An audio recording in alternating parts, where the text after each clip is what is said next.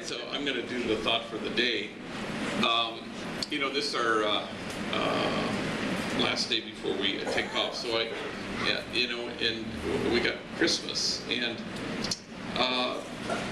part of what happens there, of course, is the fact that God becomes one of us and shows us how to be human beings, teaches us how to live and to restore and understand our own dignity as human beings. Emmanuel, God with us, and that's what it's about. And it's also about choosing to imitate the kind of God we have and to be in the world who God is.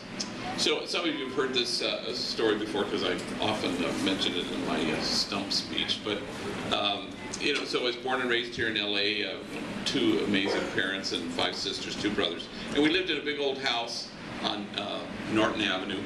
And we had an attic, and I remember my mom used to say to us kids, "Don't go to the attic." Of course, this was all we needed to hear.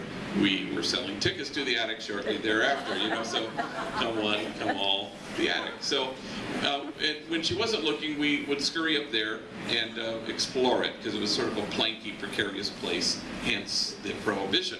So we found in a box this big, huge, old album, this record. On it was recorded only one song, and the label said, "Oh Holy Night," the Christmas Carol. And underneath it, handwritten, it said Kathleen Conway, which is my mom's maiden name. So we run downstairs, we put it on our little kitty's phonograph, and we encircle the speaker, lying on our stomachs, resting our chins on our fists, and the needle hits the record, and through the scratchiness we discover, to our amazement, that our mom, before she had 8 kids, she was an opera singer. So this was the operatic version of "Oh Holy Night." We could not believe that this glorious voice belonged to the woman who hollered at us. So we played the grooves off this thing, and I can remember as a kid hearing this one line, and it became something of a mantra for me. "Long lay the world in sin and error, pining, till he appeared, and the soul felt its worth." It's about Jesus appearing, and human beings have a sense of renewed dignity, because he appeared and the soul felt its worth. But it's larger than that, really. It's really about our job description in life, and certainly what we're supposed to do here. You are supposed to appear, and he will feel his worth. You appear, and she feels her worth. That's the way it's supposed to go. So, I always try to, anyway, call my 85-year-old mother before I go on a trip, because she gets worried when I'm traveling. And I tell her I'm about to fly to Baltimore, and then when I land, I always say, "I just arrived." "Oh, I feel so much better." She always says that. Well, I had actually forgotten to tell her that I was flying to San Francisco last week, or whenever it was, with Emily and Tammy. So I land, I go, "Oh, I got to tell her that I arrived." So I call her and I say, "Hey, I forgot to tell you, I was in oh, you were in San Francisco? What were you doing there?" And I said, "Well, and Tammy's in the front seat and Emily's in the back seat."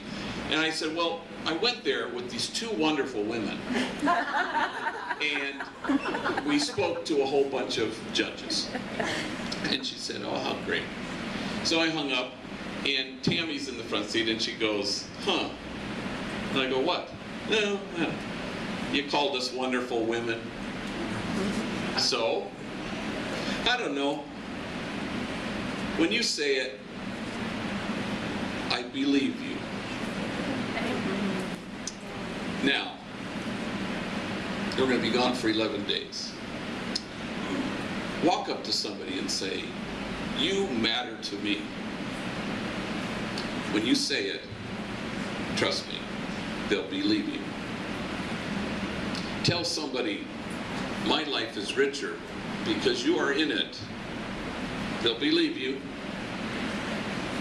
Go up to somebody and say, "I'm not really sure what we would do without you here at Homeboy." They'll believe you.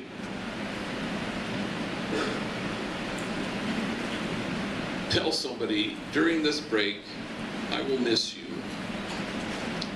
They'll believe you. And the soul feels its worth.